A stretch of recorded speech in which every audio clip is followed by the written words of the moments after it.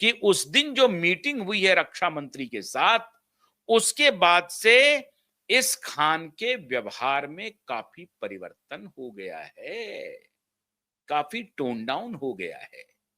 तो सरकार ने अपना संदेशा दे दिया कि ठीक है, आप आए हैं, मिलने के लिए आए हैं, आपका स्वागत है, आइए चाय पीजिए, नाश्ता कीजिए, जो मर्जी है कीजिए, लेकिन जरा ख्याल रखिए। और वहीं से ये शायद ये चर्चा चली कि अरिजीत सिंह की भी शायद चर्चा उस मीटिंग में हुई है।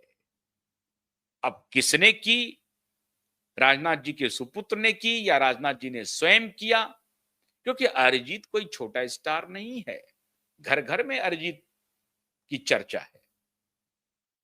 तो क्या रक्षा मंत्री के यहां अरिजीत सिंह की चर्चा हुई है, जिस वजह से इस खान ने अपना पूरा मन बदल लिया और अब प्रेम पूर्वक भाषा का प्रयोग कर रहा है और कह रहा है कि नहीं, अरिजीत तो हमारे छोटे भाई जैसे हैं, हमारे उनके बीच में कुछ गलतफहमी हो गई थी और मेरी तरफ से ही ये गलतफहमी। अरे गलतफहमी नहीं थी, तुम्हारा अहंकार था, तुमने उसे अपमानित किया। ठीक है, उससे भी अगर कुछ गलती हुई होगी तो तुम तो बड़े थे, तुम तो उसका सम्मान करते हुए कोई बात नहीं है, लेकिन तुम्हारा अहंकार इतना बड़ा था, अहंकार इतना बड़ा कि तुमने उसको बॉलीवुड से ही आउट कर दिया, आउट कर दिया। और अब जब अहंकार पर चोट पड़ी तो धीरे से कह रहा है कि नहीं नहीं नहीं नहीं नहीं, हम तो अरिजीत के साथ हैं और हमसे कुछ गलतफहमी हो गई थी, उसको हमने दूर कर लिया और फिल्म गलवान में भी वो गाएंगे अरिजीत सिंह, ये बोलना शुरू कर दिया। फिल्म गलवान में भी उनको म्यूजिक आ गया और हम दोनों साथ काम कर रहे हैं। धीरे धीरे बदल रहा है मौसम का मिजाज और धीरे धीरे बदल रही है मुंबई की फजा।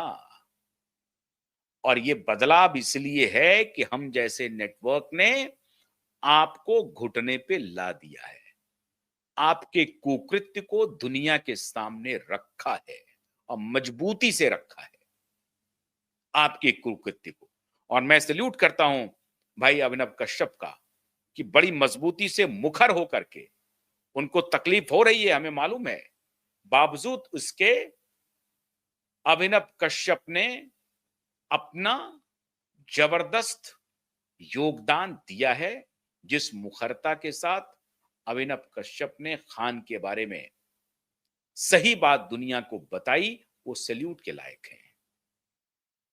और उसको ये धमकी भरे अंदाज में पोलाइटली धमकी दे रहा है, धमकी तो दे ही रहा है लेकिन कड़क में नहीं, पोलाइटली धमकी दे रहा है। और दूसरी तरफ कह रहा है कि अरिजीत सिंह के साथ जो हमारा तकरार था वो खत्म हो गया है और वो गलतफहमी हमारे तरफ से थी, हमने उस गलतफहमी को दूर कर लिया है। तो राजनाथ सिंह के यहां जो मीटिंग हुई, उसी मीटिंग में यह गलतफहमी दूर हुई, सरकार का डंडा चला या सरकार की हिदायत आ गई कि साहब अच्छे अच्छे लोगों के खिलाफ तुम्हारा जो ये वीसीएस कैंपेन चल रहा है, उनको बर्बाद करने की जो तुम्हारी योजना चल रही है, ये जो तुम्हारी अकड़ है, इसको ठीक करो, नहीं तो ठीक कर दिए जाओगे। जनता इसके लिए कोई सरकार को वाहवाही दे रही है ऐसा नहीं है, लेकिन सरकार का संकेत आया, ये बात तो पक्का मान लीजिए आप, ये बात पूरी तरह से पक्की है कि ये सरकारी संकेत के बिना इसकी ये भाषा बदल नहीं सकती है। और ये अब अगर इसकी भाषा बदली है तो इनको लग रहा है कि सरकार के डंडे हमारे खिलाफ चल सकते हैं।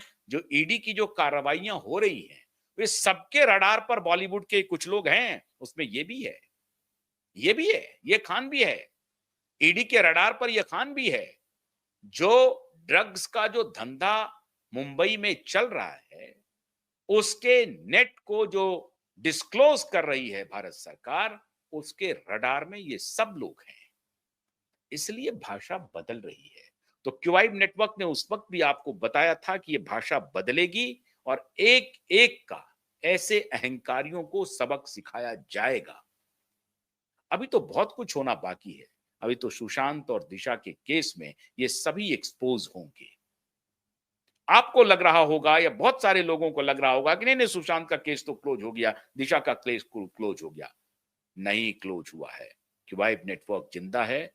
Supreme court, high court litigant association जिंदा है। वक्त चाहे जो लग जाए, लेकिन वो केस तो खुलेगा और जो कल्प्रिट है उसे सजा मिलेगी। अभी तो खान का अहंकार थोड़ा सा टूटा है। अभी देखिए बहुत सारे लोगों के अहंकार टूटने हैं। इंतजार